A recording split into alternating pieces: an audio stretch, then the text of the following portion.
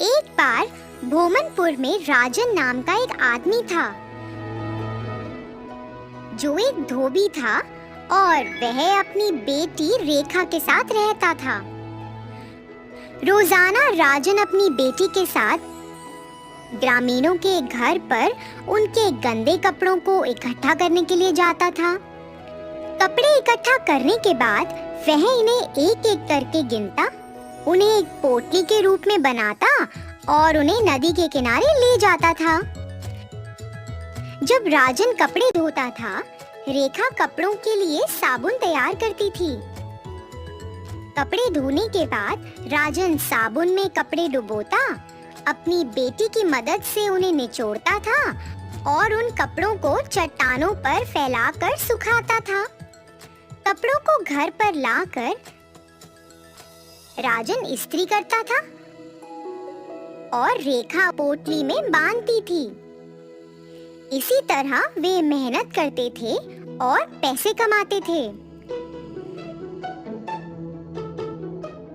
कपड़े धोते समय रेखा कुछ खास कपड़ों को देखती और कहती थी, पिताजी, मैं इस प्रकार के कपड़े कब पहनूंगी?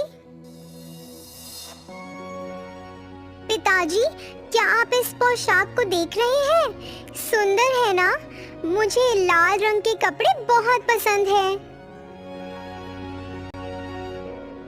पिताजी, मुझे भी ऐसे कपड़े पहनने हैं। क्या आप मुझे दिलाएंगे?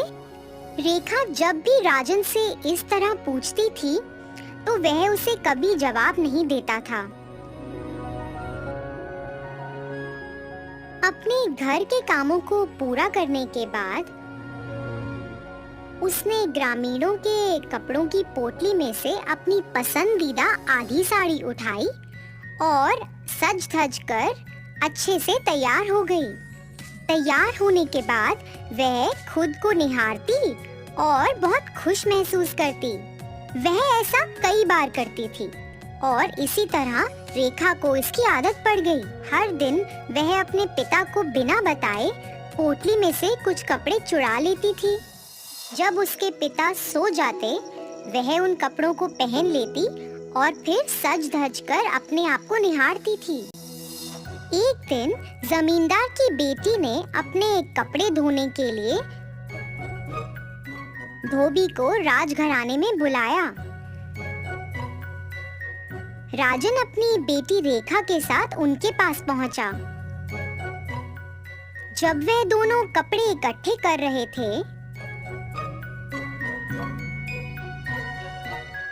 रेखा की नजर एक लाल और पीले कपड़े पर पड़ी और वह सचमुच उस कपड़े में खुद को देखना चाहती थी। कपड़े धोने और इस्त्री करने के बाद अनजाने में फिर से उसने वह कपड़े चोरी कर लिए जो उसने जमींदार के घर पर देखे थे। जब राजन उन कपड़ों को वापस देने के लिए गया, तब उसने गिनती करके एक एक कपड़ा पोटली से बाहर निकालना शुरू किया और उसे 11 कपड़ों में से केवल 10 जोड़ी कपड़े मिले। वो एक कपड़ा तो जमींदार की बेटी के पास था और उसने लापता जोड़ी के बारे में पूछा। मेम साहब, मैंने तो आपके सामने कपड़े गिन कर पोटली में रखे थे, पता नहीं अभी क्या हुआ। मुझे घर जाना है और एक बार मैं घर जाकर जांच करूंगा। मैं जल्द ही वापस आऊंगा, कृपया आप बुरा मत मानिए। ऐसा कहते हुए वह राजघराने से निकल गया। जल्द ही वह अपने घर पहुंचा और अपनी बेटी को उस एक जोड़ी कपड़े में देखकर चौंक गया। रेखा को अपने पिता के घर इतनी जल्दी वापस आने की उम्मीद नहीं थी। अरे पिताजी, मैं समझा सकती हूँ, कृपया मेरी बात सुने। बेटी, मैं इस गांव में सम्मान और नाम के साथ रहता हूँ और मन से काम करता हूँ। ये तुम्हें क्या हो गया है?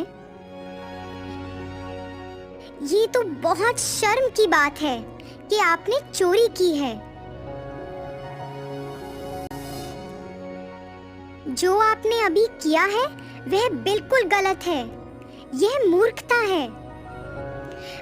पिताजी, मुझे माफ कर दें पिताजी। मैं अपने जीवन में फिर ऐसी गलती कभी नहीं दोहराऊंगी। मैं आपसे कुछ भी नहीं छुपाना चाहती थी। रेखा, उन कपड़ों को धोकर इस्त्री कर दो। उन्हें तैयार रखें। मुझे उन्हें वापस कल लेकर जाना है। मैं खुद जाकर वापस करूंगा। अगर उन सभी को पता चल गया तो ये बहुत शर्मनाक बात होगी। तो बेहतर है जैसा मैं कह रहा हूँ तुम वैसा ही करो।